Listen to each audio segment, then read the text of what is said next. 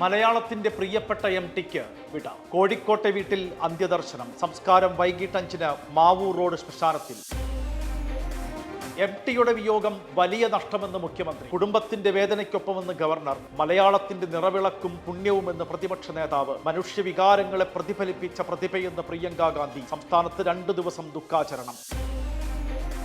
ഏറ്റവും മികച്ച കഥാപാത്രങ്ങൾ നൽകിയ ചലച്ചിത്രകാരനെന്ന് മോഹൻലാൽ. മനസ്സ് ശൂന്യമായെന്ന് മമ്മൂട്ടി. സാഹിത്യലോകത്തിന് തീരാനഷ്ടമെന്ന് കമൽഹാസൻ. വിട പറയുന്നത് മലയാളം ലോകത്തിന് സമ്മാനിച്ച വിശ്വസാഹിത്യ പ്രതിഭ. ജ്ഞാനപീഠ പുരസ്കാര ജേതാവ്. നിർമാല്യത്തിന് രാഷ്ട്രപതിയുടെ സ്വർണ്ണ മെഡൽ. പത്മഭൂഷൺ, എഴുത്തച്ഛൻ പുരസ്കാരം, കേരള സാഹിത്യ അക്കാദമി അവാർഡുകൾ.